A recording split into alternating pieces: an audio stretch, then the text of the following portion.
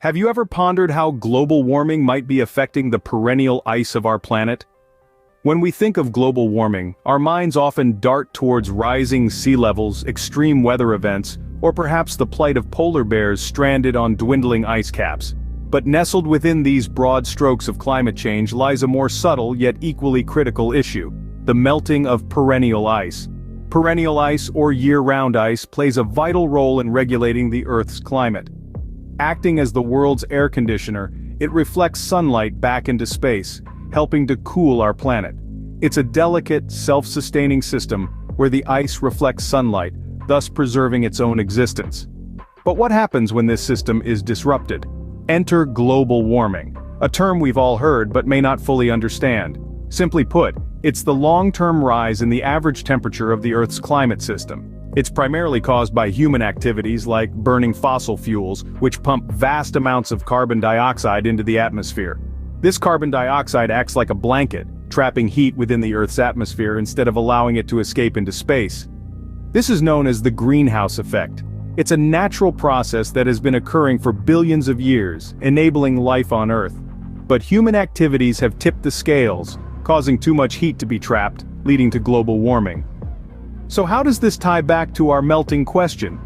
As the planet warms, the reflective ice melts, exposing darker surfaces beneath, which absorb more sunlight and further heat our planet. This creates a feedback loop. The more ice melts, the more heat is absorbed, and the more the planet warms. The melting of perennial ice isn't just a problem for polar bears or penguins. It's a global issue with far-reaching impacts. It affects our weather patterns, sea levels, and even the air we breathe. The effects of global warming on perennial ice are more profound than many realize. And as we delve deeper into this topic, we'll uncover the critical role that this ice plays and why its preservation is so vital to our future. Indonesia, known for its tropical climate, might seem an unlikely spot for perennial ice, yet it exists. This archipelago, spread across the equator, is home to an extraordinary landscape that's a testament to the world's climatic diversity. Indonesia's unique geography and climate create a paradoxical environment where lush rainforests coexist with glaciated peaks. The varied terrain, comprising over 17,000 islands, ranges from lowland rainforests to high-altitude mountains. At the zenith of these altitudes, we find a surprising element: perennial ice. The ice fields of Indonesia, nestled high in the peaks of the country's tallest mountains, are a geological marvel. In particular, the Puncak Jaya, one of the highest summits in Indonesia, hosts the only tropical glaciers in the entire Asia-Pacific region. It's a sight that defies expectations, a reminder of our planet's incredible diversity. But what's the significance of this ice? These ice fields play an essential role in the local ecosystems. They act as natural reservoirs, storing water during the wet season and releasing it in the dry months. This process provides a steady supply of water to the communities and wildlife residing in the lower regions, supporting life in an otherwise challenging environment. On a larger scale, the existence of these tropical glaciers contributes to global climate patterns. They offer scientists invaluable data about past climate conditions.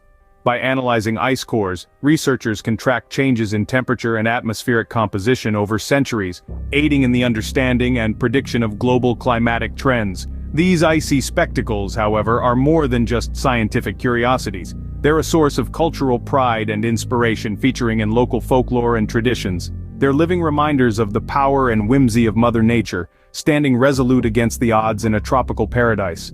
This ice, however, is in danger. As we delve deeper into the story of Indonesia's ice, we'll explore the threats it faces and what that means for the future of this tropical winter wonderland. Indonesia's perennial ice is disappearing at an alarming rate.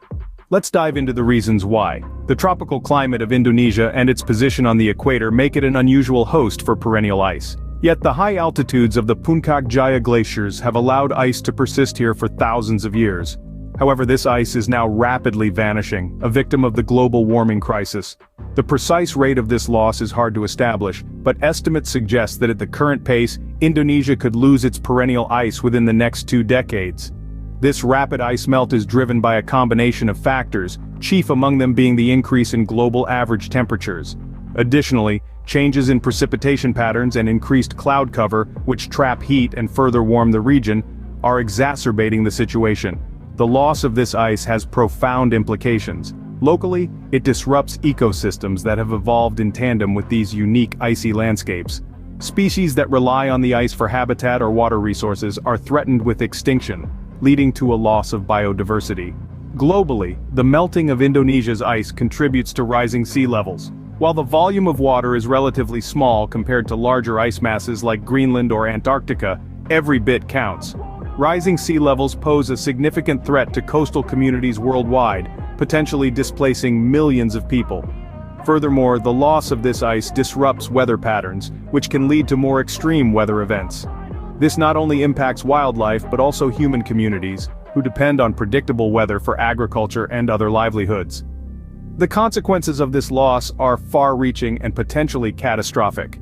The disappearance of Indonesia's perennial ice is not just a local issue, but a global one. We must recognize this vanishing act for what it is: a cry for help from our planet, a warning sign of the larger climate crisis we face. The consequences of this loss are far-reaching and potentially catastrophic. What role do humans play in this vanishing act? It's a crucial question, and the answer is both straightforward and complex. At the heart of it, human activities are accelerating the pace of global warming, which in turn is hastening the disappearance of Indonesia's perennial ice. It's a cycle that's been set in motion, and we're the ones turning the gears. Let's start with deforestation.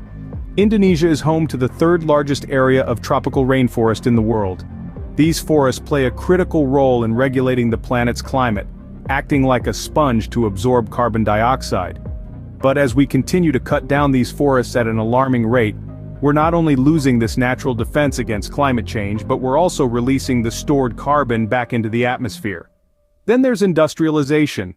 As Indonesia continues to develop, industries are pumping out more and more greenhouse gases. These gases trap heat in the Earth's atmosphere, leading to an increase in global temperatures.